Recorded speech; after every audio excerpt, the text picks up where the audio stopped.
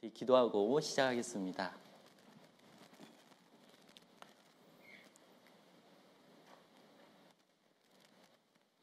우리를 사랑하신 거룩하신 우리 주 아버지 하나님 감사합니다. 세상에서 방황하며 죄만 짓던 우리들을 불쌍히 여겨주셔서 독생자 예수 그리스도를 이 땅에 보내주셔 그 십자가의 보혈로 우리의 모든 죄를 영원히 용서해 주시고 그 놀라운 복음의 소식을 저희들 듣고 또 믿음으로 반응해서 우리들을 의롭다 칭해 주시고 자녀 삼아 주시며 이렇게 주님의 몸된 교회 안에 품어 주심에 감사를 드립니다. 특별히 오늘 주의 날을 맞이하여 이렇게 주의 말씀을 배울 수 있도록 마음과 발걸음을 이끌어 주시고 오늘 말씀을 통해서 또한 하나님의 선하시고 기뻐하시고 온전한 뜻이 무엇인지 또 분별하며 저희들 듣는데 그치지 않고 또 행하는 자 될 수 있도록 주 성령님께서 함께해 주시고 도와주시옵소서. 마땅히 이곳에 참석해야 하나 육신의 질병으로 참석하지 못한 믿음의 식구들 있는 줄 알고 있습니다. 그 육신의 질병 또한 주의 손길로 이루어 주시고 이끌어 주시며 또한 마음에 상하고 아픈 가운데 있는 형제자매들이 있다면 그 마음 또한 이끌어 주시고 붙잡아 주시옵소서.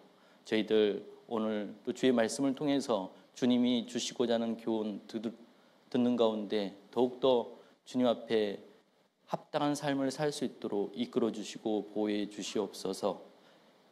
한 시간의 말씀을 전하는 가운데 주 성령께서 이 자리에 함께해 주셔서 각각 심령마다 필요한 은혜와 은총이 내리기를 간절히 바랍니다. 우리를 사랑하신 우리 주 예수님의 이름으로 기도합니다. 아멘. 성경 말씀 찾아보겠습니다. 요한복음 12장입니다.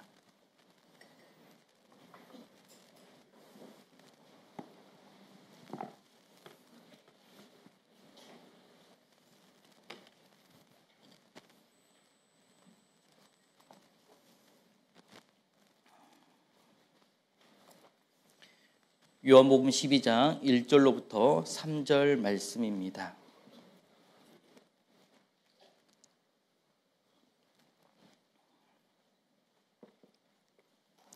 요한복음 12장 1절로부터 3절 말씀입니다. 신약 성경 167페이지 좌우에 있을 것 같습니다. 요한복음 12장 1절로부터 3절 말씀입니다. 제가 읽겠습니다. 6월절 엿새 전에 예수께서 베다니에 이르시니 이곳은 예수께서 죽은 자 가운데서 살리신 나사로에 있는 곳이라. 거기서 예수를 위하여 잔치할세 마르다는 이를 보고 나사로는 예수와 함께 앉은 자 중에 있더라. 마리아는 지극히 비싼 향유 곧 순전한 나드 한 근을 가져다가 예수의 발에 붓고 자기 머리털로 그의 발을 씻으니 함께 읽어보겠습니다. 향유 냄새가 집에 가득하더라. 다시 한번 인사드리겠습니다. 안녕하세요. 이렇게 뵙게 되어서 너무나도 반갑습니다. 저는 1994년도에 이 하나님의 말씀을 듣고 구원을 받았습니다. 특별히 고등학교 시절에 이렇게 하나님의 말씀을 듣고 구원받은 이후 대부분의 시간을요 강주교회에서 보내게 되었습니다. 그리고 청년의 시기와 함께 하나님께서 또 기회를 주셔서 말씀과 기도에 전무할 수 있는 봉사의 기회를 허락해 주셔서 지금 이렇게 말씀을 전하며 또 함께 형제자매들과 함께 교제를 나누고 있습니다. 저는 지금은 강주 하남교회에서 교제를 하고 있습니다. 강주 하남교회는 우리 전국교회 식구들 가운데 몇 분이 그래도 방문을 하셨던 걸로 기억하고 있습니다. 저희 강주 하남교회도 지금 많은 형제자매들 때문에 교회당을 건축을 하려고 지금 고민하고 있고요. 그래서 먼저는 하나님께서 허락해 주셔서 부지를 구매할 수 있도록 허락해 주셨습니다. 그래서 1000평 이상의 땅을 저희들이 구매를 했고요. 이제 어느 정도 빚을 갚은 다음에는 건축을 계획하고 있습니다. 저희 강주 하남교회를 위해서도 기도해 주시면 감사하겠습니다. 오늘은 특별히 요한복음 12장을 통해서 하나님께서 우리에게 주시고자 하는 교훈을 함께 묵상하는 시간을 가져보려고 합니다. 특별히 오늘 본문에는요, 6월절 엿새 전에 있었던 사건이라고 성경에 기록이 되어 있습니다. 6월절 하면 누가 생각나시나요? 예수님이 생각나시죠. 그 예수님께서 십자가에서 죽기 6일 전에 있었던 사건으로서 특별히 예수님께서 많은 곳에서 어려움을 경험하고 또 힘든 가운데 생활했지만 특별히 오늘 나온 베다니라는 곳에서는요, 예수님께서 유일하게 가장 잘 대접받았던 곳으로 성경에 나와 있습니다. 그 베다니에서 특별히 그 세 남매가 예수님과 그의 제자들에게 많은 대접을 했다는 것을 성경에 기록이 되어 있습니다. 특별히 나사로와 마르다와 마리아가 예수님을 극진히 대접했다라고 성경에 되어 있는데, 특별히 오늘은요, 그 나사로의 집에서 잔치가 준비되는 것은 아닌 것 같고요. 다른 복음서를 읽어보면 놀랍게도 그 문둥이 시몬이라는 사람이 병이 고침을 받고 예수님을 위해서 잔치를 준비했던 것 같습니다. 그 잔치에 세 남매도 함께 참여했습니다. 그리고 그 세 남매가 그 예수님과 함께 잔치에 참여하는 가운데 우리에게 주는 교훈들이 있다고 생각이 되어집니다. 특별히 나사로의 모습과 마르다의 모습과 그리고 마리아의 모습을 통해서 우리에게 교훈이 될 것 같습니다. 그러면 여기서 잠시 질문을 해도 될지 모르겠습니다. 혹시 오늘의 주인공은 누구일 것 같습니까? 누구일 것 같아요? 마리아예요. 감사합니다. 마리아면 좋겠는데 누굴 위해서 잔치를 준비했습니까? 예수님이요. 오늘의 주인공은 당연히 예수님이십니다. 그리고 예수님을 위해서 나사로가 했던 모습, 그리고 마르다가 했던 모습, 그리고 마리아가 했던 모습을 함께 교훈을 받아보려고 합니다. 이 세 사람을 통해서 우리에게 주는 교훈들이 분명히 있을 거라 생각이 되어집니다. 특별히 이 나사로는요, 구원받은 우리 그리스도인의 모습이라고 할 수 있습니다. 그 나사로의 뜻은요, 하나님이 도우셨다는 뜻을 가지고 있습니다. 요한복음 11장에 죄송합니다. 요한복음 11장에요.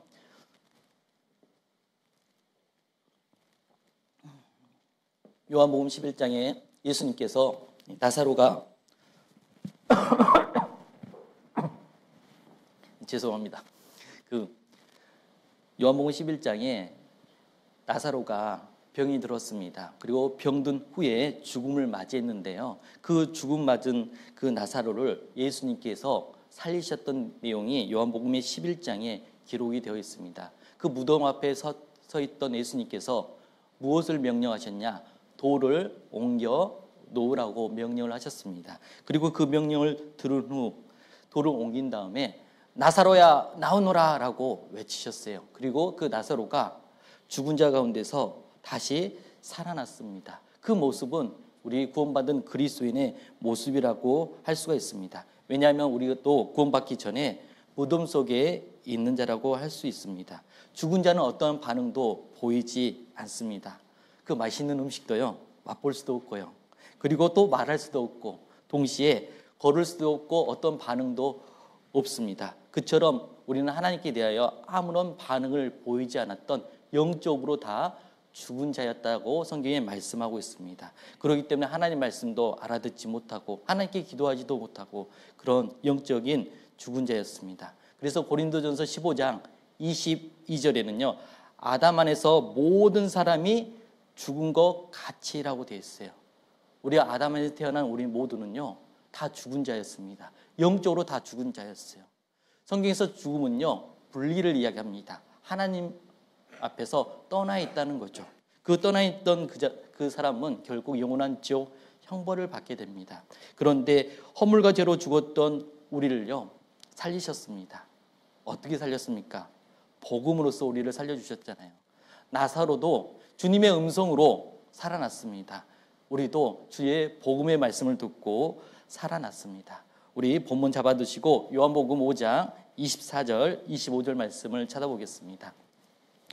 요한복음 5장 24절 25절입니다.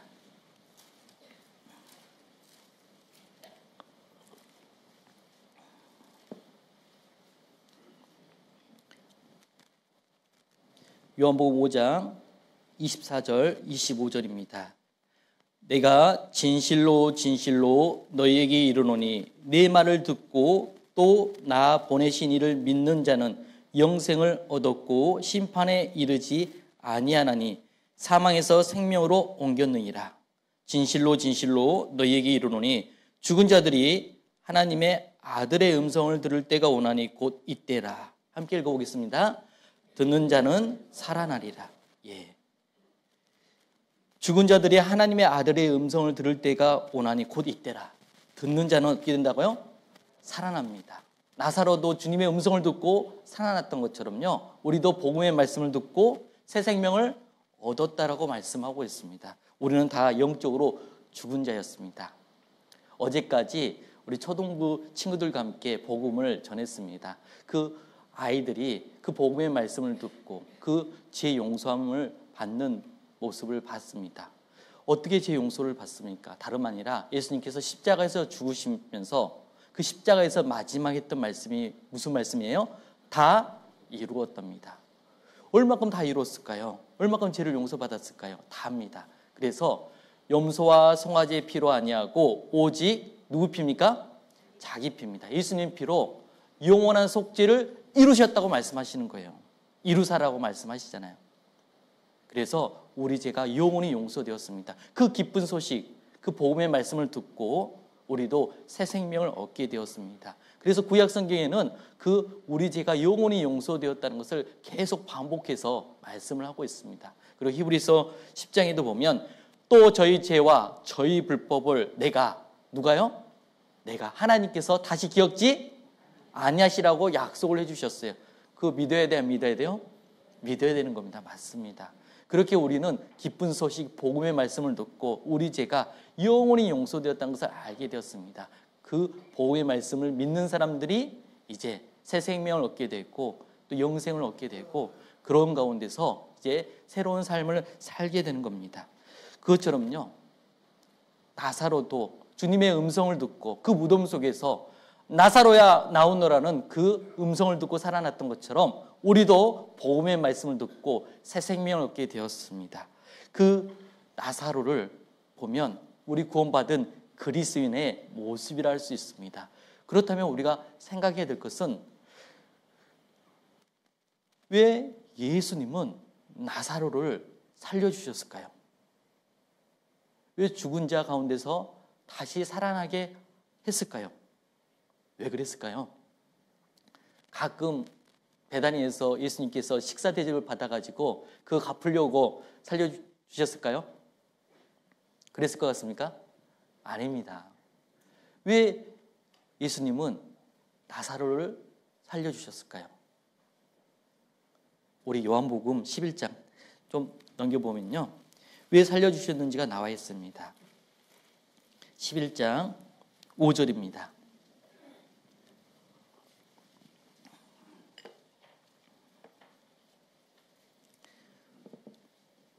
요한복음 11장 5절. 예수께서 본래 마르다와 그 동생과 나사로를 어떻게 했다고 되어 있습니까?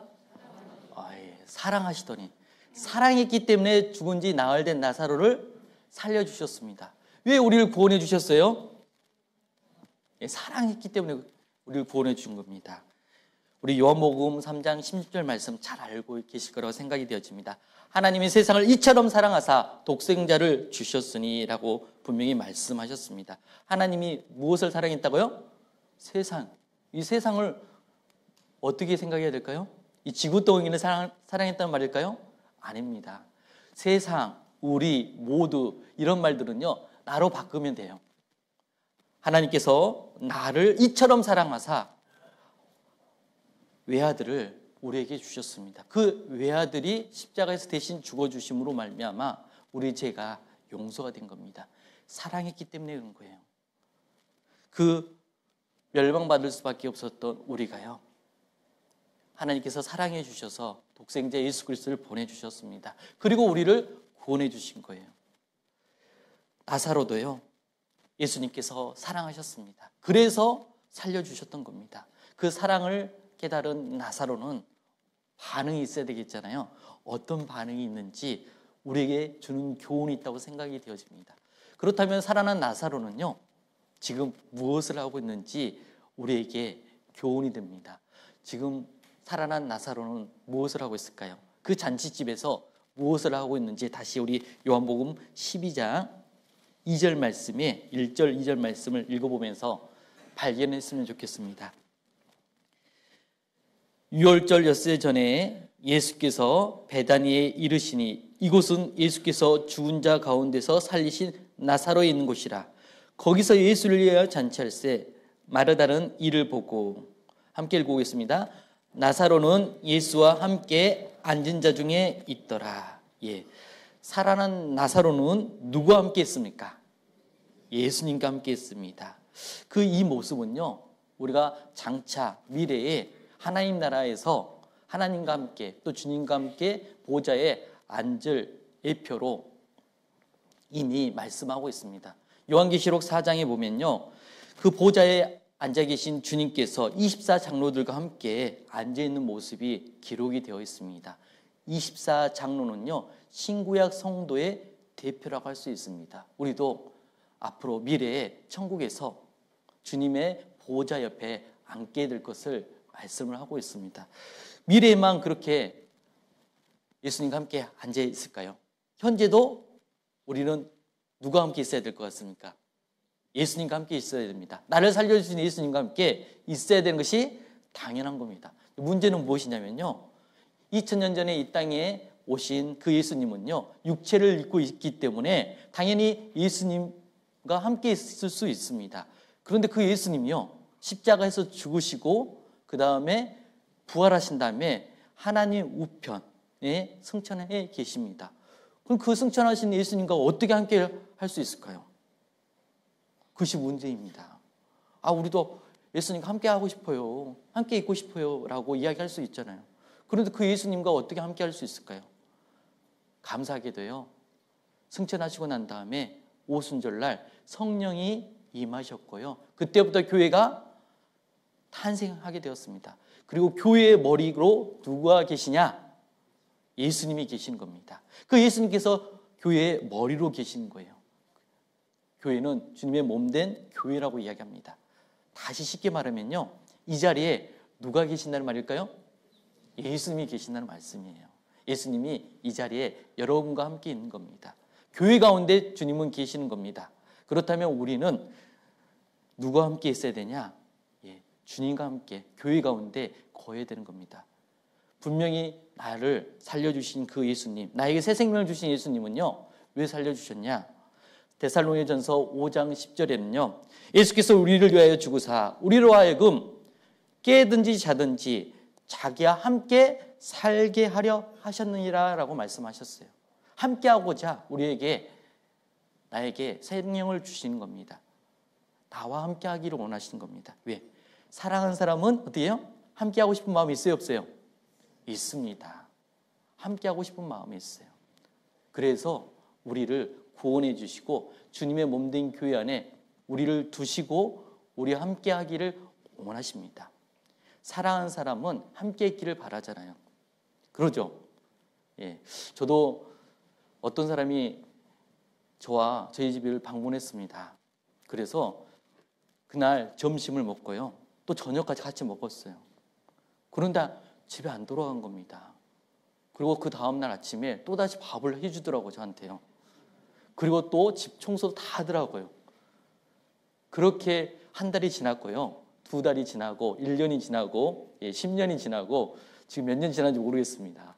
꽤 많이 지나고 있어요. 누굴까요? 제 집사람입니다. 제 아내입니다. 같이 산 지가 벌써 딸 보고 계산하거든요. 딸이 몇 학년인지 보면서 계산을 하고 있습니다. 그만큼 시간이 많이 지났습니다. 그런데 저희 자매랑 만나서 생활하고 있는데요, 너무 달라도 많이 달랐습니다. 어떤 것이 달랐냐면, 저는 이제 시골에서 자랐기 때문에 시골에서 얼마나 깨끗하게 살았겠어요. 그냥 지저분한 것이 항상 익숙했던 거고요. 지금도 기억납니다. 예전에는 다 장판으로 이렇게 생활했잖아요. 장판을 자주 열었던 것 같습니다, 제 기억으로는요.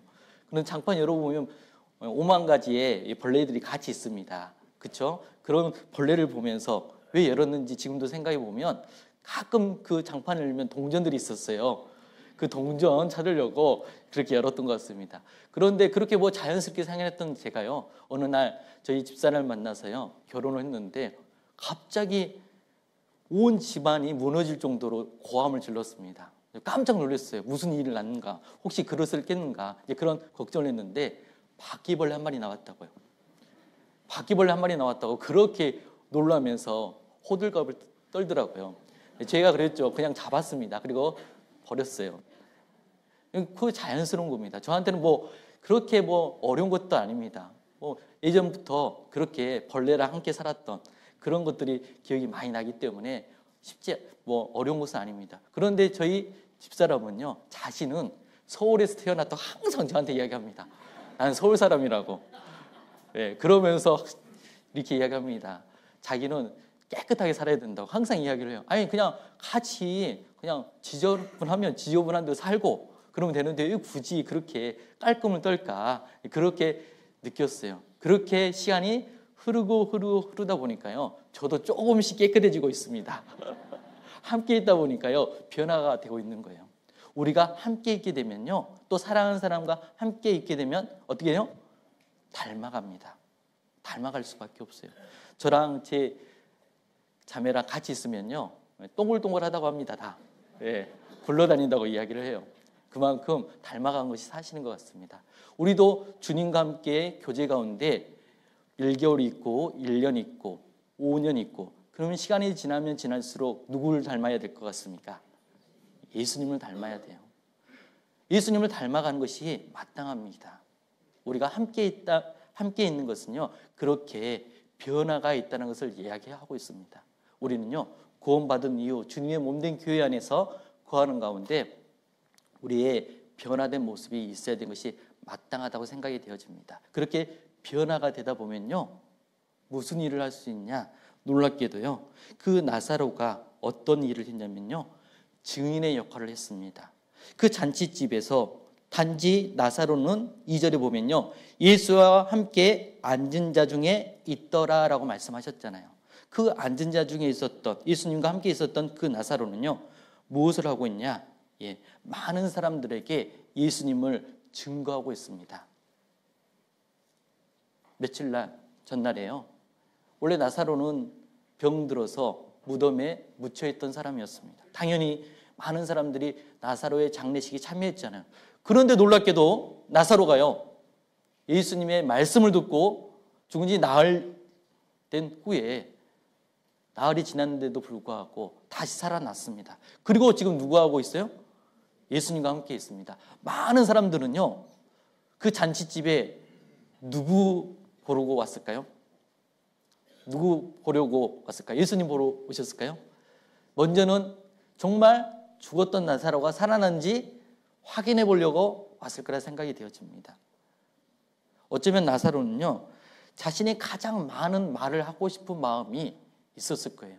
내가 무덤에 나왔을 때 어떤 상황이었는지 많은 이야기를 하고 싶었을 겁니다. 그런데 나사로는요, 아무 말이 없어요.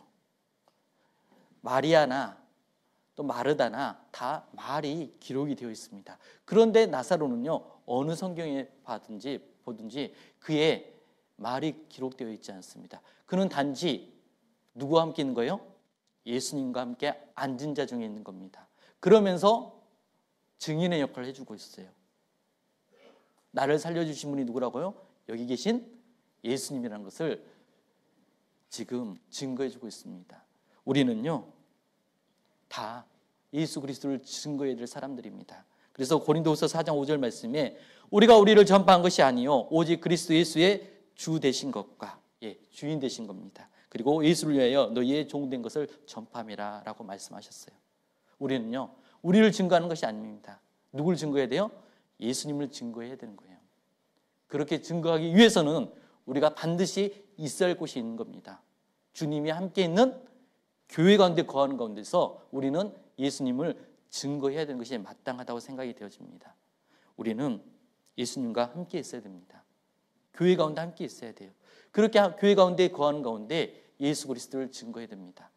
우리의 변화된 모습을 보고요, 사람들은 너가 어떻게 이렇게 변화가 되었냐, 그럴 때 우리는 내 자신을 증거하는 것이 아니라 예수님께서 나를 변화시켜 주셨다고 우리는 예수님을 증거해야 되는 겁니다. 그렇게 증거했을 때 우리는 그 증인의 향기가 드러날 거라고 생각이 되어져요.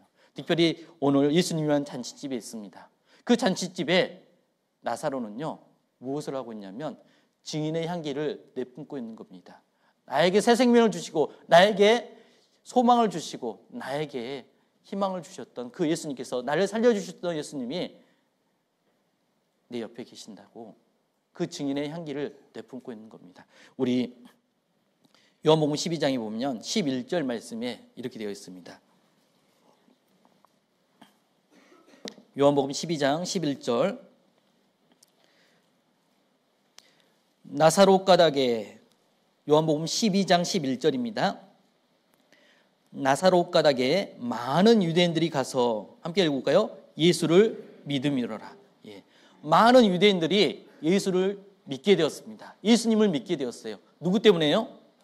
나사로 때문에요. 나사로의 그 죽었다가 살아나는 모습을 보고 그 나사로가 예수님과 함께 앉은 자 중에 있을 때 그 나사로는요, 다름 아니라 그 증인의 향기를 내뿜고 있는 겁니다. 그래서 그 나사로 가닥에 많은 유대인들이 가서 예수님을 믿게 되었습니다. 이 나사로 대신에요, 각각 자기 이름을 놓으면 어떨까요? 아무개 가닥에 많은 가족들이 가서 예수를 믿음이로라. 아무개 가닥에 많은 지인들이, 친구들이 가서 예수를 믿음이로라. 이렇게 바꿔 읽을 수도 있을 거라고 생각이 되어집니다. 우리는요, 내가 증인의 향기를 내뿜었을 때 나를 통해서 많은 사람들이 예수님을 믿게 되는 놀라운 역사를 경험할 수가 있습니다. 우리는요, 아무개 가닥에 많은 직장 동료들이 예수를 믿음이더라. 우리 정읍교회도요, 다음 주부터 대전도 집회를 계획하고 있다고 소식을 들었습니다. 우리가 해야 될 일은 무엇일까요? 먼저는 우리가 있어야 할 자리에 교회 가운데 거하면서 누굴 증거해야 됩니까? 예수 그리스도를 증거해야 됩니다. 그 예수 그리스도의 향기를 내뿜었을 때요, 우리는 나사로 가닥에, 아무개 가닥에 많은 유대인들이 가서 예수를 믿음이더라라는 말씀대로 믿게 될 겁니다. 증인의 향기를 내뿜어야 되는 거예요. 우리는 우리 자신을 드러내고 싶은 유혹이 있습니다. 아마도 나사로도요, 자신이 살아난 것을 보고 자신을 드러내고 싶은 마음도 들었을 겁니다. 하지만 나사로는요, 예수님과 함께 앉은 자 중에 있었습니다. 주님의 몸된 교회 안에서 우리는 나를 드러내지 않고 주님을 드러내면서 우리는 신앙생활 가운데 그 믿지 않는 사람들에게 믿음을, 예수를 믿을 수 있도록 그 그리스도의 향기를 내뿜어야 되는 것이 마땅합니다. 그런데요, 그 향기가 내뿜고 드러나게 되면요, 따라온 것이 있습니다. 꽃이 향기를 내뿜으면요, 당연히 나비와 벌이 오는 것처럼요, 그리스도인이 그 향기를 드러내게 되면요, 어떻게 될까요? 어떻게 될 것 같습니까? 칭찬해 줄까요? 아, 너 교회 다니냐고, 아, 예수님 믿게 되었냐고 칭찬해 줄까요? 그러지는 않은 것 같습니다. 우리가요, 예수님을 믿게 되면요, 따라온 것이 있습니다. 그건 다름 아니라 예수 그리스도를 증거하게 되면요, 핍박과 고난이 있다라고 분명히 말씀하신 거예요. 우리가 예수 그리스도를 드러내지 않으면요, 내가 그리스도인인 것을 드러내지 않으면요, 세상 사람들은 모릅니다. 그러게 되면 당연히 우리에게 핍박과 고난과 어려움은 안 따라와요. 하지만 내가 그리스도인이라는 것을 드러내고 그리고 그리스도의 향기를 내뿜을 때 따라온 것이 있어요. 그것은 고난과 핍박과 어려움이라고 성경은 분명히 말씀을 하고 있습니다. 우리 9절 말씀에 보면요, 요한복음 12장 9절,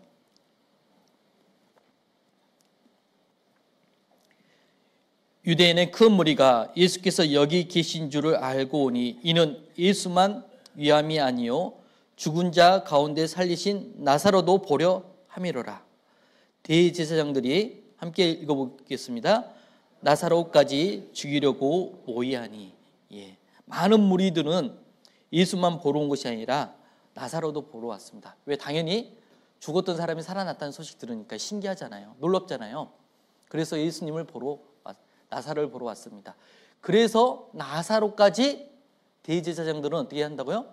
죽이려 했다는 겁니다. 핍박이 있고 고난이 있고 죽음이 오는 것은 당연한 겁니다. 성경은 우리가 그리스도의 향기를 내뿜을 때 다름 아니라 고난이 있다는 것을 말씀하고 있습니다.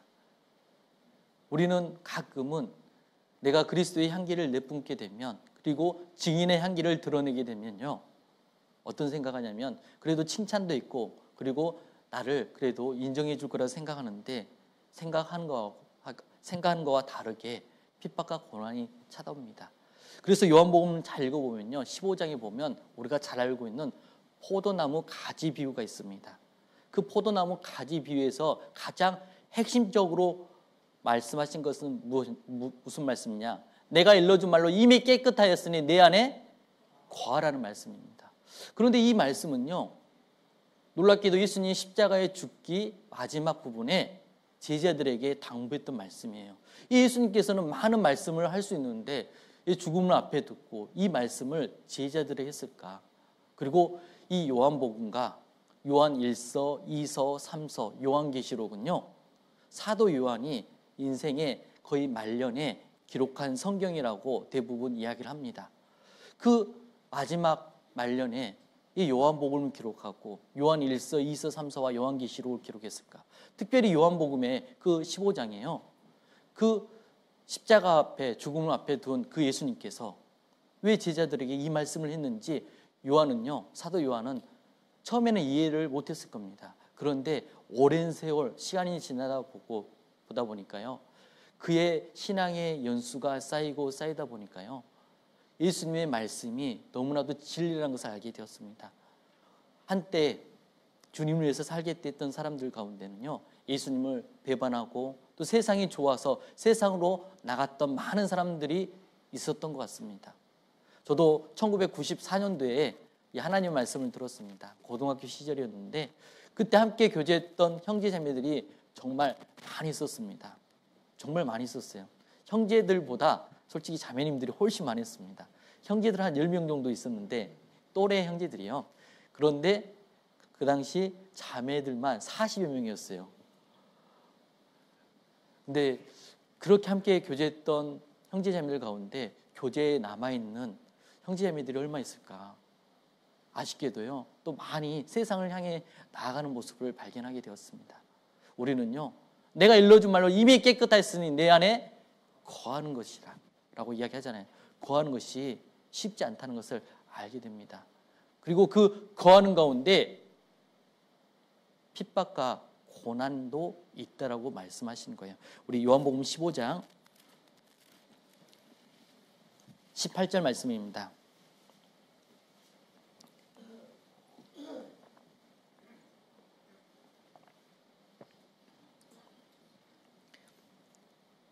요한복음 15장 18절 말씀입니다. 세상이 너희를 미워하면 너희보다 먼저 나를 미워할 줄 알라. 너희가 세상에 속하였으면 세상이 자기의 것을 사랑할 터이나 너희는 세상에 속한 자가 아니요 도리어 세상에서 나의 택함을 입은 자인 고로, 함께 읽어보겠습니다. 세상이 너희를 미워하느니라. 이 세상은 예수님을 십자가에 못 박은 세상입니다. 당연히 세상은요, 예수님을 좋아할 수가 없습니다. 그것처럼요, 예수님을 따르는, 예수님을 증거하고 있는 그리스도인도 세상에 속한 사람들이 아닙니다. 당연히 세상은 우리를 미워하게 되어 있는 거예요. 미워할 수밖에 없는 겁니다. 그것을 깨달은 겁니다. 그래서 사도 요한은요, 내가 일러준 말로 이미 깨끗하였으니 내 안에 거하라고 이야기하는 거예요. 핍박과 고난과 어려움이 있더라도 어떻게 해야 된다고요? 거해야 되는 거예요. 주님의 몸된 교회 안에 거했을 때 그 증인의 향기를 드러낼 수 있다고 이야기하는 겁니다. 나사로는요, 예수님과 함께 앉은 자 중에 있었습니다. 우리도 그래 맞습니다. 우리도 그리스도의 향기를 드러내기 위해서는요, 증인의 향기를 드러내기 위해서는요, 어려움이 있더라도, 핍박이 있더라도, 고난이 있더라도요, 주님의 몸된 교회 안에 거해야 되는 것이 마땅합니다. 세상은 우리에 대해서 호락호락하게 대하지 않습니다. 많은 고난과 오해와 핍박이 있다라고 분명히 말씀을 하고 있어요. 그럼에도 불구하고 우리는 주님의 몸된 교회 안에, 주 안에 거하는 것이 마땅하다고 생각되어집니다. 그것이 마땅합니다. 그런데 이 요한복음을 잘 읽어보면요, 15장에는 그 세상이 우리를 미워하기 때문에 핍박이 있음에도 불구하고 내 안에 거하라고 말씀하십니다. 그런데 16장에 보면요, 믿음의 세계 안에서도요, 그 핍박과 고난이 있다고 합니다. 만약 그 믿음의 세계 안에서 그 핍박과 고난이 있는데 그것을 알지 못하게 되면 실족할 수 있다고 이야기하는 거예요. 우리 16장 1절에 보면요, 내가 이것을 너에게 이름은 너희로 실족지 않게 하려 함이니 사람들이 너희를 추리할 뿐 아니라 때가 이르면 무릇 너희를 죽이는 자가 생각하기를, 함께 읽어보겠습니다. 이것이 하나님을 섬기는 애라 하리라. 예수님께서는요, 제자들에게 신앙생활 가운데 실족할 수 있는 내용을 언급하고 있습니다. 넘어질 수 있고 주저앉을 수 있는 내용을 언급하고 있어요. 그 내용이 무엇이냐면 사람이 너희를 추리할 뿐 아니라 쫓아낸다는 겁니다. 그 당시에 그 사회 공동체에서 쫓겨난다는 것은 거의 사망 선고와 같은 겁니다. 그런 그들에게 추리할 뿐만 아니라 때가 이르면 무릇 너희를 죽이는 자가 생각하기를, 이것이 누굴 섬기는 애라고요? 하나님을 섬기는 애라고요. 똑같이 하나님을 믿고 있는 사람들이요, 제자들을 핍박했습니다. 제자들을 죽이려 했어요. 왜 그럴까요? 우리도 마찬가지입니다. 똑같이 십자가를 걸어놓고 똑같이 하나님과 예수 그리스도를 전하고 있는데 가끔은 세상 사람들보다 동일한 믿음의 세계 안에 있는 사람들이라는 분들이 핍박하고 어려움을 줄 때가 있습니다. 왜 그럴까요? 그 믿음의 세계 안에서 하나님을 똑같이 믿고 있는데 왜 그런 어려움을 줄까요? 왜 그러냐면 답이 3절에 나와 있습니다. 3절에 뭐라고 되어 있냐면 저희가 이런 일을 할 것은, 함께 읽어볼까요? 아버지와 나를 알지 못함이라. 알지 못하기 때문에 그런 겁니다. 누굴요? 하나님과 예수님을요, 알지 못하는 겁니다. 그분들은 막연하게 믿고 예수님을 개인적으로 개인의 구세주로 받아들이지 않았기 때문에 알지 못하는 겁니다. 그래서 교회를 다니고 있는, 특별히 구원받은 우리에게 많은 어려움을 주는 경우가 많이 있어요. 우리에 대해서 오해해서 구원을 너무 강조한다고 해서 뭐라고도 붙이기도 하고요, 우리하고 다르다고 해서 몇 단이니 몇 단이나 이야기도 합니다. 그런데 정말 그들이 정작 하나님 앞에 제사함을 받고 그리고 예수가 나의 개인의 구세주로 받아들였느냐? 그것은 아니거든요. 그들의 삶은요, 예수 그리스도를 전혀 증거하지 않습니다. 하나님과 예수님을 몰라요. 그런데 그런 사람들이 믿음의 세계 안에서 우리를 어떻게 해요? 핍박한다고 이야기하는 겁니다. 그 핍박 때문에 우리가 실족할 수 있고 넘어질 수가 있어요. 그럼에도 불구하고요, 우리는 주 안에 거하는 것이 마땅한 거예요. 그래서 요한복음 15장 16장을 잘 읽어보면요, 사도 요한이요, 정말 예수님 마지막 십자가 앞에서 이제 성령님이 오시고 성령님과 함께 교회 가운데 거할 때 많은 어려움도 있지만요, 무슨 일이 있어도 교회 안에 거하라고 당부를 하고 있습니다. 그리고 그 예표로 나사로를 들고 있어요. 나사로는요, 죽은 자 가운데 살아났습니다. 그리고 예수님과 함께 앉은 자 중에 있어요. 우리도요, 주님의 몸된 교회 안에 무슨 일이 있어도 거해야 됩니다. 그렇게 거하는 가운데 우리의 삶이 변하게 됩니다. 함께 있으면 변화가 있습니다. 그리고 그 변화는 우리를 증인의 향기를 드러내는 역할을 할 거예요. 그 증인의 향기는 따라온 것이 핍박과 고난과 어려움이라고 이야기합니다. 그 핍박과 고난과 어려움 때문에 우리는 주저앉을 수도 있습니다. 실족할 수도 있어요. 하지만 하나님이 원하신 것이 무엇이냐? 그럼에도 불구하고 주님의 몸된 교회 안에 거하는 것이 우리의 마땅한 자세라고 생각이 되어집니다. 나사로는요, 예수님께서 살려주셨습니다. 그리고 앉은 자 중에 함께 했습니다. 그리고 변화가 되었어요. 증인의 향기를 드러내고 있습니다. 내가 구원받고 난 이후로 나는 변화되고 있습니까? 점점 주님과 함께 닮아가고 있습니까? 그리고 주님의 증거를 드러내고 있습니까? 증인의 향기를 내뿜고 있습니까? 그 증인의 향기를 내뿜는 가운데 핍박 때문에, 고난 때문에 혹시 주저앉고 더 이상 입을 다물고 있지 않은지를 생각해 봐야 됩니다. 나사로는요, 죽은 자 가운데 살아나서요, 예수님과 함께 앉은 자 중에 있었습니다. 그리고 대제사장들은요, 나사로를 죽이기까지 했어요. 그럼에도 불구하고 나사로는 그 잔치집에 예수님과 함께 앉은 자 중에 있습니다. 나사로는요, 증인의 향기를 드러내고 있어요. 그 잔치집에 그 증인의 향기를 내뿜으면서 많은 사람들이 나사로 가닥에 예수님을 믿게 되었습니다. 나를 통해서 많은 사람들이 구원받기를 원하시잖아요. 우리는 그러기 위해서 주님의 몸된 교회 안에서 거하는 것이 마땅합니다. 그래서 나사로는요, 그 잔치집에 증인의 향기를 드러내고 있다는 것이 우리에게 첫 번째 주는 교훈이라고 생각이 되어집니다. 이제 두 번째 사람을 살펴보고자 합니다. 다시 요한복음 12장 말씀 쳐다보겠습니다.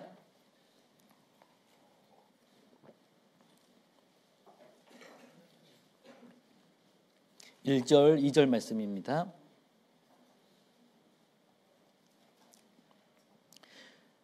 유월절 엿새 전에 예수께서 베다니에 이르시니 이곳은 예수께서 죽은 자 가운데서 살리신 나사로에 있는 곳이라. 거기서 예수를 위하여 잔치할세.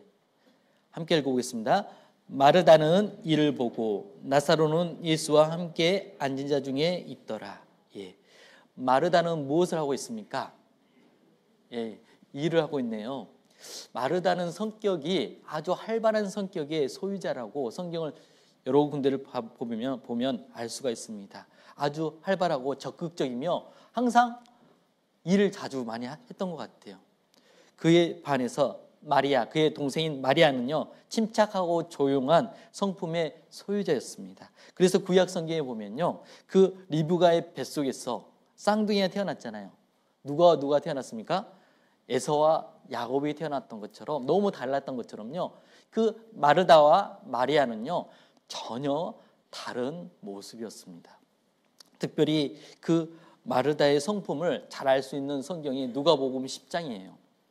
어느 날 예수님과 제자들이요, 베다니에 방문하게 됐습니다. 갑자기 그 장정 13명, 예수님 포함해서 13명이 그 베다니에 방문해서 마르다, 마리아 그리고 나사라고 있는 집에 방문하게 되었습니다. 갑자기 방문하니까요, 준비할 것이 많을까요, 적을까요? 많죠. 정신없을 겁니다. 여기 우리 자매님들 계시는데 구역장님한테 전화가 왔어요. 예를 들어서 내일 우리 집에서, 그 가정에서 구역 모임을 했으면 좋겠는데 가능할까요? 질문하면 우리 자매님들 표정이 어때요? 당황스럽죠. 아니 그래도 일주일 정도나 가르쳐줘야지. 화장실 청소부터 시작해서 온 집을 다 청소하지. 갑자기 방문하게 되면 당황스럽잖아요. 그것처럼요, 예수님과 제자들이 베다니를 방문했습니다. 그리고 방문하고 난 다음에 그 장정들을 위해서 마르다는요, 열심히 음식을 준비했어요. 정신없이 음식을 준비하다 보니까요, 동생은 뭐하고 있냐면 예수님 발 아래에서 뭐하고 있어요? 말씀만 듣고 있는 겁니다. 이제 처음에는 이해를 했을 거예요. 그래, 말씀을 듣고 싶은갑다, 그렇게 이해했을 거예요. 그런데 준비하는 일이 너무 많다 보니까요, 시간이 지나면 지날수록 마음에 문제가 되었습니다.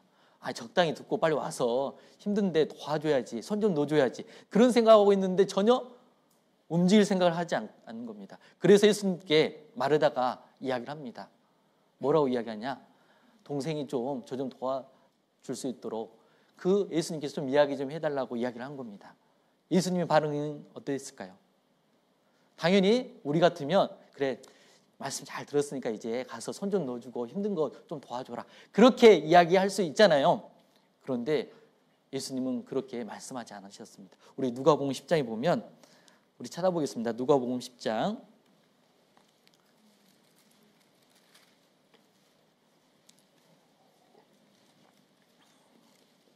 38절입니다.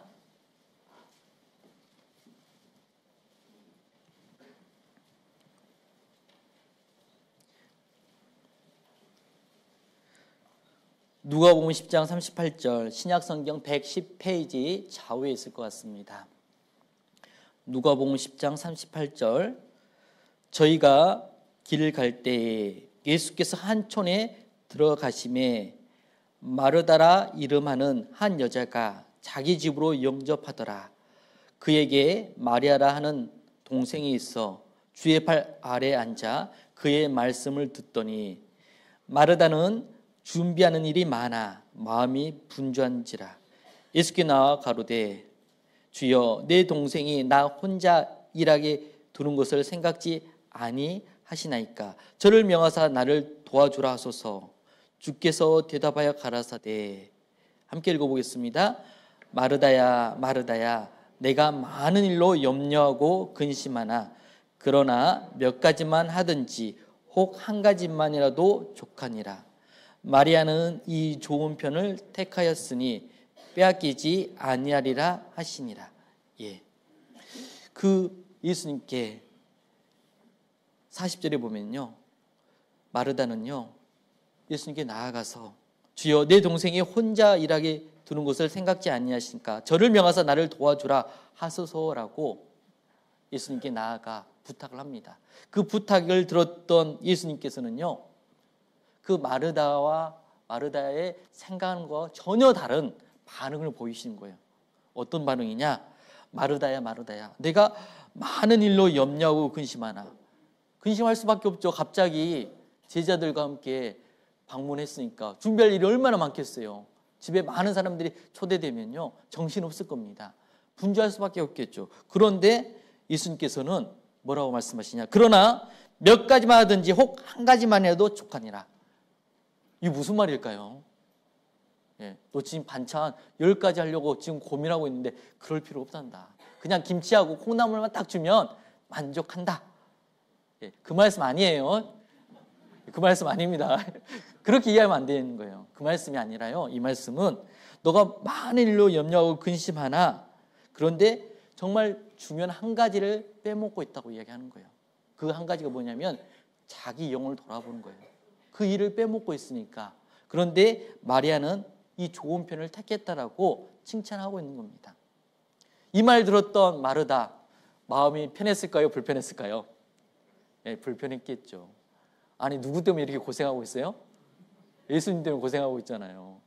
예수님과 제자들 때문에 이렇게 음식 준비하느라고 분주한데 말씀이라도 좀 위로해 주면 좋은데 전혀 다른 방향으로 예수님께서 말씀하시니까 그 마음에 서운함이 들었을 거라 생각이 되어집니다. 그리고 시간이 흘렀어요. 그리고 요한복음 11장에 보면요. 이 나사로가 원래 좀 몸이 안 좋았나 봅니다. 병이 들었습니다. 그래서 병 들었다는 소식을 예수님께 전했어요. 근데 이 당시에 유대인들이 예수님을 죽이려 했습니다. 그래서 예수님께서는 예루살렘에 있지 못하고 요단강 동편에 세례 요한이 세례 주었던 곳으로 잠시 피해 있어요. 그런데 그 장소가 요한복음 1장에 보면요. 베단이라고 되어 있습니다. 명칭이 똑같아요. 근데 요단강 동편입니다.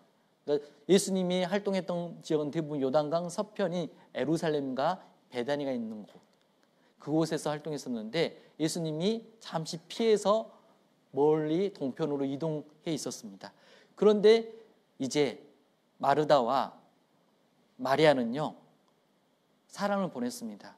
예, 사랑하는 사람이 병들었나이다라고 사람을 보냈어요. 나사로가 병들었다는 소식을 전했습니다. 그러면 그 소식 듣고 예수님이 어떻게 했을 것 같아요? 바로 와줄 거라고 마르다와 마리아는 생각했을 겁니다. 그런데 예수님께서요. 바로 오셨어요? 어떻게 하셨습니까? 이틀을 더 유예했어요. 아니, 빨리 와주셔야죠. 예수님께서 저희 집에서 밥을 많이 드셨는데 밥값은 하셔야 되는데 밥값도 하지 않으시고 안 오시는 겁니다. 마르다는요, 마음에 너무 실망이 된 거예요. 그러다가 놀랍게도요, 예수님이 예루살렘으로 돌아온다는 소식을 듣게 되었습니다. 돌아온다는 소식을 듣고요, 제일 먼저 나갔던 사람이 누구일 것 같아요? 마음이 급한 사람이 항상 누구예요? 예, 마르다예요. 마르다가 제일 먼저 나갑니다. 우리 그리고 마르다가 무슨 말을 했냐면 요한복음 11장에 보면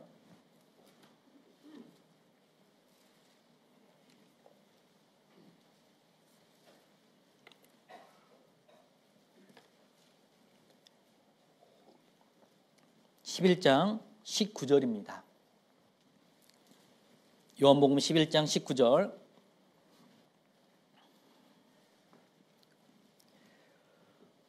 많은 유대인들이 마르다와 마리아에게 그 오라비의 일로 이문하러 왔더니 20절. 마르다는 예수 오신다는 말을 듣고 곧 나가 맞되 마리아는 집에 앉았더라. 마르다가 예수께 여짜오되, 함께 읽어보겠습니다. 주께서 여기 계셨다면 내 오라비가 죽지 아니하였겠나이다. 예. 마르다는요, 예수님이 오신다는 소식을 듣고 가장 먼저 맞이했던 여인입니다. 그리고 했던 말이 뭐냐면, 주께서 여기 계셨더라면 내 오라비가 죽지 아니했을 거라고. 이 말 안에요, 어떤 느낌이 듭니까? 서운함이 느껴지잖아요. 그리고 약간의 원망도 느껴집니다. 그럼에도 불구하고 마르다는 믿음이 있었어요. 그래서 22절에 보면, 그러나 나는 이제라도 주께서 무엇이든지 하나님께 구하시는 것을 하나님이 주실 줄을 아나이다 라고 고백을 합니다. 그러니까 예수님께서 뭐라고 하냐면 내 오라비가 다시 살리라 라고 23절에 말씀합니다. 그래서 예수님이 무덤 속에서 나사로를 살려야 안 살려요? 살립니다. 그런데 마르다는요, 마지막 날에 부활할 것을 생각했던 거예요. 그래서 24절에 보면요, 마르다가 가로되 마지막 날의 부활에는 다시 살 줄을 내가 아나이다 라고 이야기하는 거예요. 그러니까 지금 마르다하고 예수님하고 약간 코드가 안 맞아요. 그렇죠? 그리고 난 다음에 예수님께서요, 무덤 앞에 가게 됩니다. 그리고 무덤 앞에서 돌을 옮겨 놓으라고 해요. 아니, 진작 죽기 전에 와서 살려주시지, 왜 죽은 다음에 그 얼굴 보려고 왜 무덤 열으려고 하냐, 그런 마음이 들 수가 있잖아요. 그래서 돌을 옮겨 놓으라고 한 겁니다. 그때 앞장서서 막은 사람이 있어요. 누굴 것 같습니까? 모르면 그냥 마르다라고 하면 돼요. 지금은요. 예, 마르다가 막아요. 우리 30절에 보면, 39절에 보면요, 예수께서 가라사대 돌을 옮겨 놓으라 하시니 그 죽은 자의 누이 누가요? 마르다가 가로되 주여 죽은 지가 나흘이 되었음에 벌써 냄새가 나나이다. 예. 이 말은 무슨 말이에요? 냄새 나는데 왜 굳이 그 무덤을 열려고 합니까? 이 돌을 옮겨 놓으라고 합니까? 그러지 마십시오라고 지금 누구에게 이야기하고 있는 겁니까? 예수님께요. 주님의 역사를 누가 맡고 있어요? 마르다가 맡고 있습니다. 마르다는요, 항상 자기 생각이 옳았다고 생각하신 분 같아요. 그래서 항상 일을 적극적으로 열심히 하지만요, 가끔은 주님의 일도 맡고 있는 그 마르다의 모습을 발견하게 됩니다. 예수님이 왜 돌을 옮겨 놓으라고 했을까요? 다시 살려주시려고요. 분명히 내 오라비가 다시 살리라 말씀을 이루시려고요, 돌을 옮겨 놓으라고 했는데 마르다는요, 그거 상관없이요, 그냥 돌을 옮겨 놓으면 냄새 납니다. 벌써 냄새가 나고 썩은 냄새가 나고 힘듭니다라고 이야기하는 거예요. 마르다는요, 주님의 역사를 맡고 있는 겁니다. 그랬던 마르다가요, 변화되었습니다. 어떻게 변화되었냐? 예, 우리 12장에 변화된 마르다를 발견할 수 있어요. 12장 2절 말씀 다시 한번 봐볼까요? 거기서 예수를 위하여 잔치할세. 마르다는 무엇을 하고 있습니까? 여기도 또 일하고 있네요. 예, 맞습니다. 일은 하고 있습니다. 그런데 좀 달라요. 누가복음 10장에는요 일은 열심히 했습니다. 뭣도 많이 했어요? 근데요 말도 많이 했어요. 말도 많이 했습니다. 그리고 요한복음 11장에는요 그 온망과 함께 주님의 역사까지 막았습니다. 왜? 자기 생각에는 사람을 보내면 바로 올 거라고 생각했는데 예수님이 이틀을 더 유예했을 뿐만 아니라 돌을 옮겨 놓으라니까 그 말을 이해하지 못하고 막고 섰습니다. 주님의 역사를 막고 있었어요. 그랬던 마르다가요 변화되었습니다. 어떻게 변화되었을까요? 다름 아니라 그 잔치집에는요 정말 많은 그 수고가 있고 일이 있고 봉사가 있고 섬김이 있었을 겁니다. 그럼에도 불구하고 마르다는요 그 잔치집에 아무 말 없이 일을 보고 있어요. 섬기고 있어요. 봉사를 하고 있습니다. 우리는 봉사하는 가운데 가끔은 봉사를 통해서 많은 말을 하는 경우가 많이 있습니다. 그럴 때마다 우리는 혹여 내가 주님 앞서서 주님의 일을 방해하고 있지 않은지, 주님 뜻대로 하지 않고 내 뜻대로 하고 있지 않은지를 돌아볼 필요가 있는 겁니다. 마르다는요 죽은 지 나흘 된 나사로를 예수님이 살리신 사건을 통해서 큰 깨달음을 얻게 되었어요. 예수님은요 계획이 있었어요, 없었어요? 계획이 있었습니다. 마르다는 그 계획을 알았어요, 몰랐어요? 몰랐어요. 몰랐기 때문에 주님의 일을 막고요 원망하고 불평불만하고 또 마음에서 문제가 됐던 겁니다. 교회 안에서 봉사하다 보면요 우리가 이해 안 될 때도 있습니다. 그런데 교회에서 일어난 모든 일들은요 우연히 일어난 것이 없어요. 나를 교훈시키기 위해서 하나님께서 하신 것들이 많이 있습니다.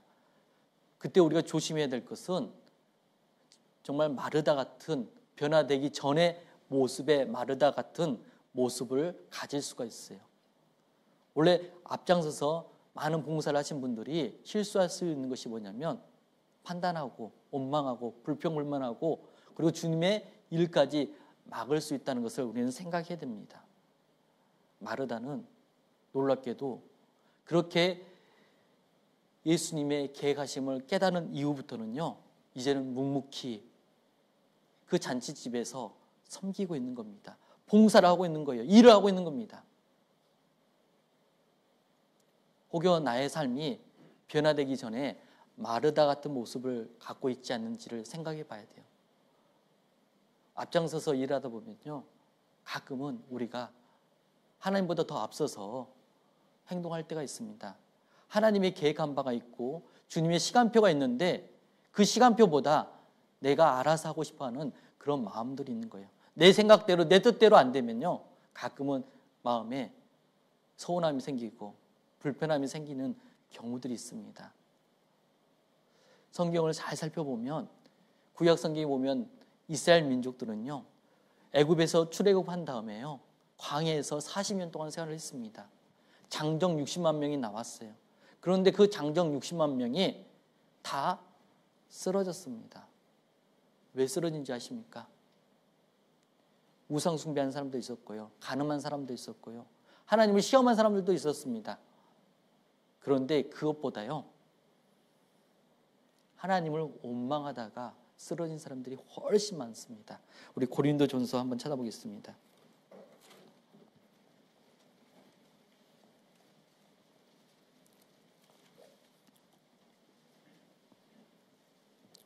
고린도전서 10장입니다.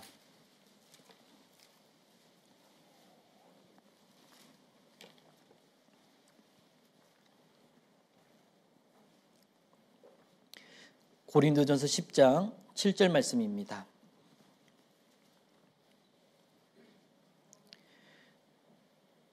신약성경 페이지 수로는 275페이지 좌우에 있을 것 같습니다. 고린도전서 10장 7절 저희 중에 어떤 이들과 같이 너희는 우상 숭배하는 자가 되지 말라. 기록된 바 백성이 앉아서 먹고 마시며 일어나서 뛰는다 함과 같으니라. 저희 중에 어떤 이들이 가늠하다가 하루에 2만 3천 명이 죽었나니 우리는 저희와 같이 가늠하지 말자. 저희 중에 어떤 이들이 주를 시험하다가 뱀에게 멸망하였나니 우리는 저희와 같이 시험하지 말자. 여기 보시면 우상 숭배하고 간음하고 예수님 하나님을 시험하다가 멸망을 했습니다. 다 쓰러졌습니다.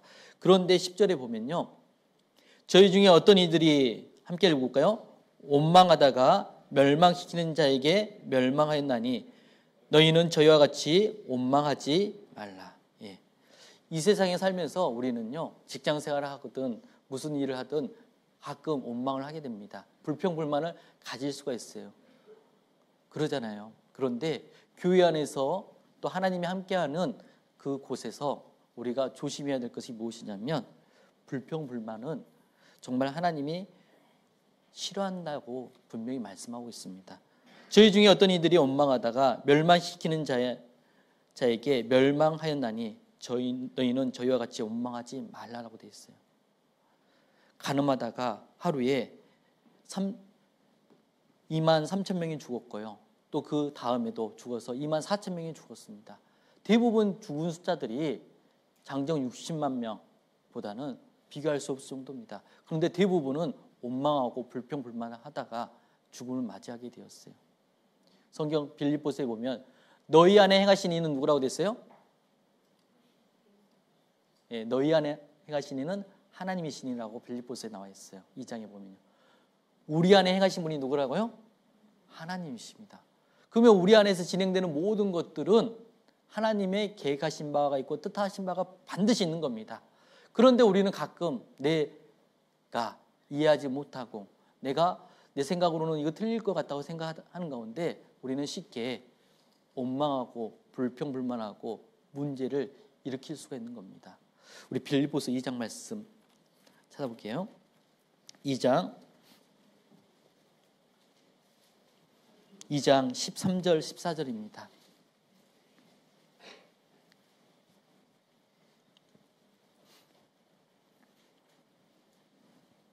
빌립보서 2장 13절 14절 말씀입니다. 너희 안에 행하신 이는 누구라고 되어 있습니까? 하나님이시니 자기의 기쁘신 뜻을 위하여 너희로 소원을 두고 행하게 하시나니 모든 일을 그래서 어떻게 하라고요? 원망과 시비가 없이 하라라고 되어 있어요. 우리 안에 행하신 분이 하나님이십니다. 교회 안에서 행하신 분이 하나님이십니다. 교회 안에서 진행되는 모든 것들은요, 우연히 진행되는 것들이 없습니다. 그런데 눈에 보이지 않는 하나님을 생각하지 못하게 되면요, 우리는 인간적인 모습으로만 판단하고 그리고 원망하고 불평불만할 수가 있습니다. 그래서 원망과 시비가 없이 하라고 되어 있어요.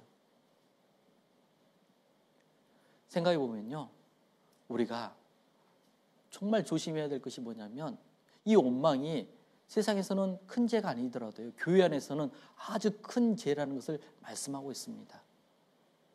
그 원망이요, 하나됨을 깨트리거든요. 교회가 하나됨을 깨트리게 되면 어떻게 될까요? 복음이 안전해집니다. 복음이 역사하지 않아요. 그렇기 때문에 교회는 하나됨을 강조합니다. 그리고 이미 하나 되었다고 이야기해요. 그리고 하나 되는 가운데 우리가 갖춰야 될 인격들을 에베소서 4장에 말씀하고 있잖아요. 그런데 우리가 우리 안에 행하신 분이 하나님이라는 것을 잊어버리면요, 원망하고 불평불만하게 되어 있습니다. 마르다는요, 변화가 되기 전에 열심히 썼습니다. 적극적이었습니다. 많은 봉사를 했어요. 그러나 말도 많았습니다. 원망도 있고요, 또 마음에 불편함도 많이 썼습니다. 그랬던 마르다가 깨달은 바가 있어요. 죽은 지 나흘 된 나사로가 살아난 모습을 보고, 살아난 오라비를 보고, 주님께서는 계획한 바가 있었구나 하는 것을 깨닫게 된 거예요.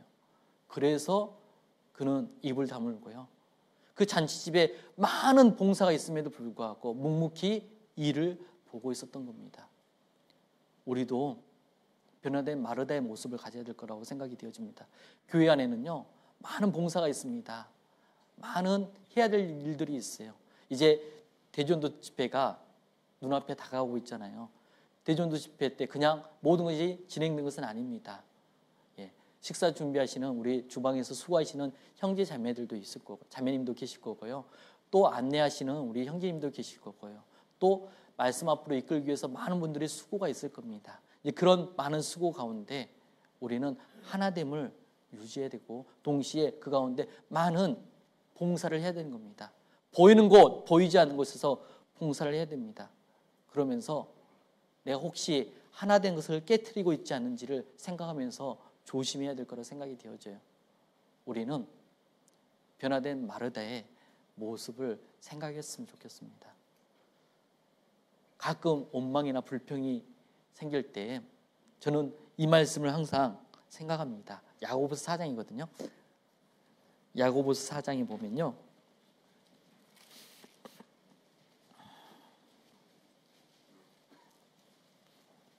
야고보서 4장, 죄송합니다. 야고보서 5장입니다. 5장.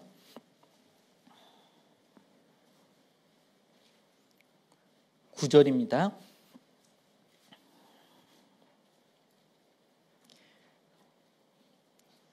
형제들아, 5장 9절. 형제들아, 서로 원망하지 말라. 그리하여 심판을 면하리라. 보라. 함께 읽어볼까요? 심판자가 문 밖에 서 계시니라. 심판하신 분이 문 밖에서 우리의 원망하는 소리를 듣는단 말일까요? 안 듣는단 말일까요? 듣는단 말입니다. 저는 이 말씀을 생각하면서 한때 한 사건이 기억이 나요. 어떤 사건이냐면 강주교회에 있을 때였습니다. 장례식이 생겨서 서울로 올라갈 일이 생겼습니다. 그래서 전도인들이 그 강주교회 대형 버스를 탔어요. 30여 명이 대형 버스를 탔으니까요. 그 버스 안이 어떻게 되었을 것 같습니까? 전도인이니까 다 경건하게 말씀 있고 기도만 하고 있을 것 같죠? 아니, 시장통입니다. 시끌벅적해요. 다 말을 한마디씩 하신 분이니까 말이 많습니다. 그런데 그렇게 시끌벅적하다가요, 갑자기 조용해졌어요. 왜 조용해졌을까요? 다름 아니라 담임 목사님 타셨어요. 문관영 목사님이 타시니까 그 당시에 갑자기 다 조용해지더라고요. 부담되신 분이 타니까요, 말을 안 합니다.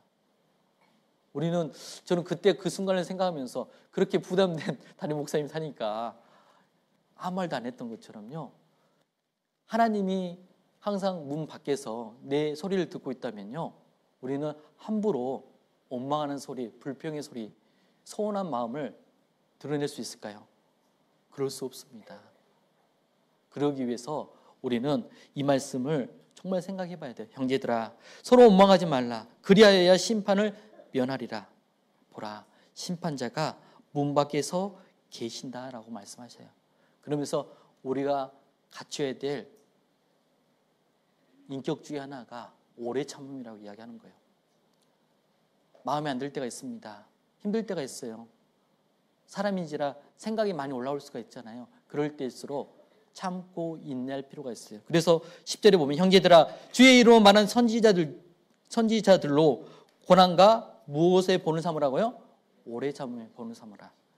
오래 참으라고 이야기하고 있습니다. 우리는 오래 기다려야 돼요. 내 마음에 안 들린다고 입으로 불평불만하고 하나됨을 깨트리는 행동을 하게 되면요, 분명한 심판을 받게 되는 겁니다. 지옥 가는 심판이 아니에요. 백보자 심판대 앞에서 우리는 하나됨을 깨트린 심판을 받게 되는 겁니다. 우리는 마르다를 통해서 교훈을 받아야 됩니다. 나사로는요, 죽은 자 가운데 살아났어요. 예수님과 함께 앉은 자 중에 있었습니다. 그 증인의 향기를 내뿜었고요. 마르다는요, 성김의 향기를 내뿜고 있습니다. 봉사의 향기를 내뿜고 있어요. 그리고 오늘 또 말씀드려야 되는데 시간이 많이 돼버려서 걱정됩니다. 마리아에 대해서 잠시 생각해 보려고 해요. 마리아는요, 자신의 가장 값비싼 향유옥합을 깨트려서 예수님께 부어드렸어요. 우리 마지막 인물인 마리아에 대해서 잠시 짧게 생각해 봤으면 좋겠습니다. 마리아에 대해서 요한복음 12장 다시 본문으로 돌아가 보겠습니다.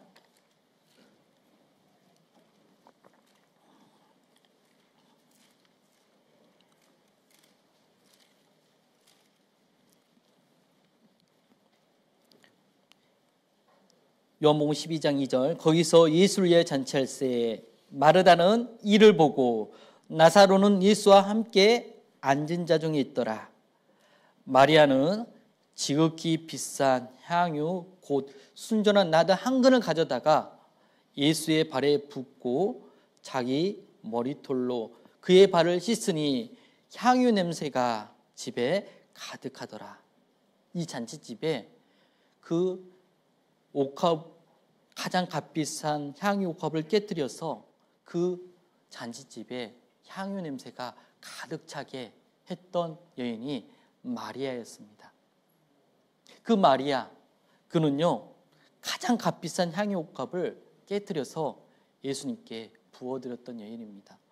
그 여인이 부어드렸을 때 그 값어치는요 300데나리온 이상이라고 이야기를 한 겁니다. 데나리온은요 어떤 것 같냐? 노동자 하루 품삯과 같습니다. 그러면 300데나리온은 1년치 연봉 되는 거예요. 1년치 되는 그 연봉을요 깨트려가지고 예수님께 부어드린 겁니다. 왜 이렇게 했을까요? 이 여인은 왜 이런 행동을 했을까요? 마리아는 왜 이렇게 했을까요?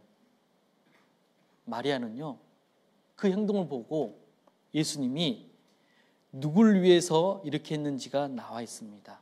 7절에 보면요 요한복음 12장 7절에 보면 예수께서 가라사대 저를 가만두어 누구 장사할 나를 위하여? 나의 장사할 나를 위하여 일을 두게 하라 라고 되어 있어요. 마르다는요 장사할 때 그 향유를 바른 것처럼요 살아있는 예수님을요 지금 어떻게 하고 있어요?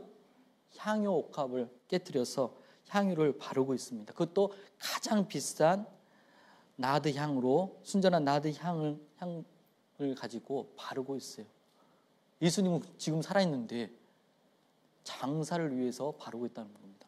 그 말은 예수님이 죽는다는 말일까요? 계속 살아있는다는 말일까요? 죽는다는 말입니다. 예수님의 죽음을요 미리 치르고 있는 거예요. 누가요? 마리아가요. 아니, 살아있는 사람을 장사하고 있는 거니까 당황스럽잖아요. 그런데 예수님이 칭찬을 하고 있습니다. 그리고 나중에 보면요 다른 복음서에 보면 복음 전할 때마다 이 여인을 기념하라고 돼 있어요. 아니 마리아가 예수님이 살아있는데도 장사를 치르고 있는 겁니다. 제자들은요 놀랍게도 예수님이 예루살렘에 올라가면요 십자가에 죽을 것을 몰랐어요. 예루살렘에 올라가면 예수님이 무엇이 될 거라 생각했을까요? 왕이 될 거라 생각했습니다. 그 왕이 될 거라 생각했기 때문에 십자가에서 죽을 생각은 꿈에도 생각하지 못했습니다. 그런데 문제는 뭐냐면 예수님께서 예루살렘에 올라가면서 내가 십자가에서 죽을 거라고 3번 이상 말씀하셨거든요. 그런데 그 말이 안 들렸어요. 제자들에게는요 전혀 안 들렸습니다. 왜 안 들렸을까요? 마음이 딴 마음이 있어요. 내가 예루살렘 올라가면 이제 왕이 되니까 한 자리 차지할 거라는 생각 때문에요 전혀 안 들린 겁니다. 제가 코로나 시절에 이런 일이 있었습니다. 마트를 갔어요. 근데 마트를 가보니까 보통 마트 입구 쪽에 카트를 놔두잖아요. 그런데 카트가 없는 겁니다. 그래가지고 아니 카트가 어디 있지 생각해보니까 저기 바깥에다가 놔뒀어요. 그래서 제가 궁시렁궁시렁 거렸습니다. 아니 왜 불편하게 카트를 저 바깥에다 놔둔지 모르겠다고 하면서 카트를 가지고 와가지고 장을 쭉 봤습니다. 그리고 장을 다 보고 난 다음에 이제 주차장에서 짐을 싣고 가려고 하는데 방송에서 이야기를 하더라고요. 1월 1일자부터 카트를 바깥에 뒀다라고 계속 광고를 하고 있었어요. 근데 제가 처음에 주차장에 내렸을 때 그 방송 했을까요? 안 했을까요? 했어요. 근데 그때는 들려요? 안 들려요? 왜 안 들렸을까요? 예. 뭘 사야 될지 고민하고 있었거든요. 그리고 맛있는 거 먹어야겠다. 그런 고민 때문에 관심이 그쪽에 딱 돼 있으니까 안 들린 거예요. 사람은 참 독특해요. 왜냐? 자기가 듣고 싶은 것만 듣잖아요. 저도 이제 오늘 주일날 끝나고 이제 우리 강주 하남교회에 다시 돌아갑니다. 그러면 저는 제가 이제 주일날 없었기 때문에 교회에서 무슨 일이 있는지를 모르잖아요. 물어볼 사람이 만만한 사람이 집에 있는 사람이에요. 그 사람한테 물어봅니다. 오늘 봉사회장님께서 무슨 강구 하셨냐고 물어보거든요. 그러면 항상 똑같은 말이에요. 안 했어. 분명히 했을 건데 했긴 했는데 자기하고 아무 상관없으니까 안 했다고 이야기하는 겁니다. 우리가 그래요. 내가 필요한 것은 들었는데 내가 필요하지 않는 것은 흘려 떠내려 보내는 것이 많습니다. 그처럼요. 제자들에게도 십자가에서 죽으실 것을 자주 반복해서 말씀하셨는데 안 들렸던 거예요. 그런데 놀랍게도요. 마리아는요. 예수님이 십자가에 죽으실 것을 알았어요. 그래서 장사를 준비한 겁니다. 시체에다가 향유를 바른 것처럼 미리 먼저 이 잔치집에 부어드렸던 거예요. 어떻게 그렇게 할 수 있었을까요? 그리고 아니 그러면 예수님 십자가에서 죽으신 다음에 바르면 되지 왜 하필 이때 예수님께 부어드렸을까요? 예수님이 십자가에 죽으실 때요. 죽고 난 다음에 무덤에 묻혔는데 그 안식일 다음에 많은 여인들이 향유를 가지고 예수님께 나아갔습니다. 왜요? 발라드리려고요. 근데 그 예수님께 발라드렸을까요? 못 발라드렸습니다. 왜 그랬을까요? 부활하셨어요, 예수님요. 바르고 싶어도요, 바를 수가 없는 겁니다. 그 말은 뭐냐면, 마리아는요, 예수님이 다시 부활하실 것도 알았어요. 어떻게 알았을까요? 신기하지 않습니까? 제자들은 죽은 것도 몰랐고요. 부활할 건 꿈에도 상상도 못합니다. 그래서 부활했다는 소식을 들었을 때요. 안 믿었어요. 제자들은요. 그런데 마리아는 어떻게 그것을 알았을까요? 마리아는요. 예수님이 죽으심도 알았고요. 부활하심도 알았어요. 그 죽으심은요. 나를 위해서 죽어주셨다는 것을 알았어요. 그래서 가장 값비싼 향유옥합을 깨뜨려서 예수님께 부어드렸던 겁니다. 그리고 부활하실 것을 알았어요. 그것은 죽은 지 나흘 된 오라비가 나사로가 살아나는 모습을 보면서 아 예수님이 이렇게 부활하시구나 깨달았던 거예요. 우리는요 마리아라는 인물이 등장하잖아요. 그 등장하게 되면 예수님의 신체 한 부분이 항상 등장합니다. 베다니에 살았던 마리아가 등장하게 되면요 항상 신체 한 부위가 등장하게 돼요. 예수님의 신체 한 부위 어딜 것 같아요? 발이에요. 발. 누가복음 10장에도 마리아는 예수님 발 아래에서 말씀을 들었죠. 그리고 요한복음 11장에도요 예수님이 마리아를 찾으니까 발 아래에 엎드렸어요. 그리고 또 동시에 12장에 보면요 우리 12장 3절에 보면요 마리아가 지극히 비싼 향유 곧 순전한 나다 한 근을 가져다가 예수의 어디에?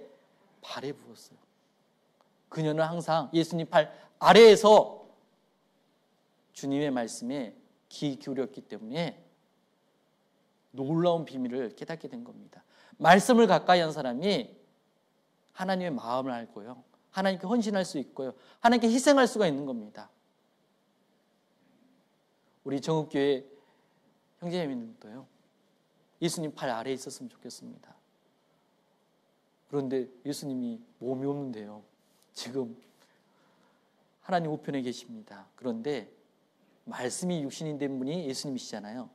그 예수님 발 아래에 있다는 것은 다시 말하면 말씀 아래에 있는 겁니다. 우리 신명기 말씀 찾아볼까요?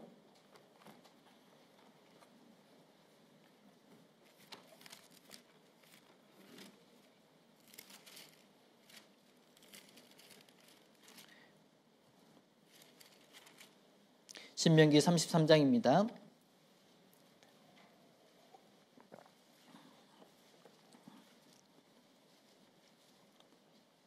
신명기 33장 3절입니다.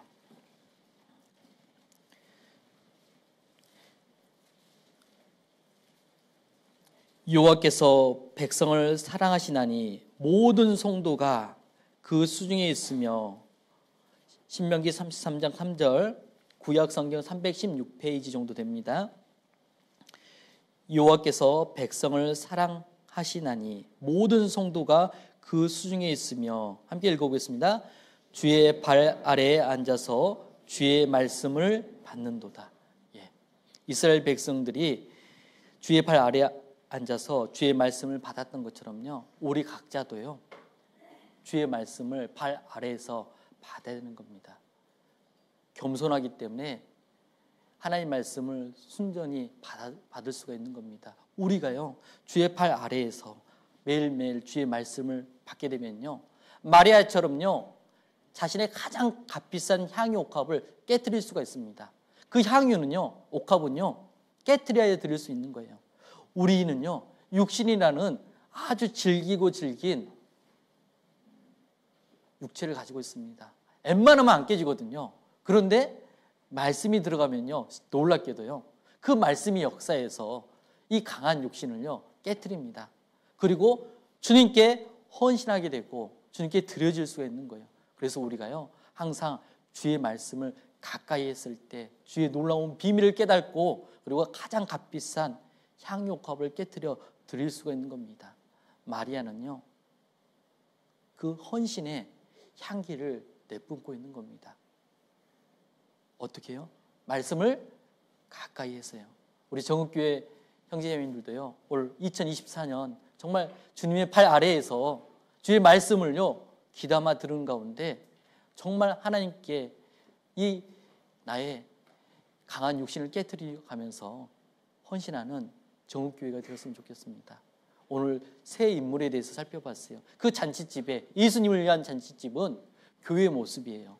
교회 안에 우리는 증인의 향기를 내뿜는 나사로 같은 모습도 있어야 되고요, 마르다 같은 섬김의 향기도 있어야 되고요, 그리고 마리아처럼요, 헌신의 향기도 드러내야 되는 것이 마땅하다고 생각이 되어집니다. 주님의 잔치집, 그것이 교회의 모습입니다. 교회 안에는 나사로처럼, 마르다처럼, 마리아처럼 그런 각각의 모습이 있어야 될 거라 생각이 되어집니다. 우리 정읍교회 형제자매들도 그런 모습이 있기를 간절히 바라봅니다. 기도하고 마치겠습니다. 하나님, 감사합니다.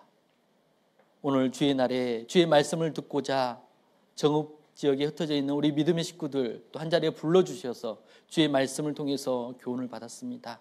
저희들 이 정읍교회가 더욱더 주님께 영광이 되며 복음 전하는데 부족함이 없도록 하나님께서 필요한 모든 것을 공급해 주시고, 또한 형제자매를 섬기며 봉사하는 손길 위에도 은혜와 축복을 내려주시기를 간절히 바랍니다. 동시에 또한 평생 주님을 위해서 살고자 하는 그 헌신의 마음을 가질 수 있도록 주의 말씀을 더 가까이 하고 주님께 나아갈 수 있도록 도와주시옵소서. 특별히 다음 주에 있을 대전도 집회 말씀 전하시는 우리 변인교 목사님 건강 지켜주시며 그 입술에서 나오는 모든 말씀이 하나도 땅에 떨어지지 않고 심령마다 새겨져 정말 하나님께 돌아오는 놀라운 역사가 나타날 수 있도록 주님께서 역사해 주시고, 동시에 보이는 곳 보이지 않는 곳에서 봉사하는 그 손길 위에도 은혜와 축복을 내려주시기를 간절히 바랍니다. 오후에 있을 많은 일정들 주 성령께서 함께해 주시고 인도해 주시옵소서. 우리를 사랑하신 우리 주 예수님의 이름으로 기도합니다.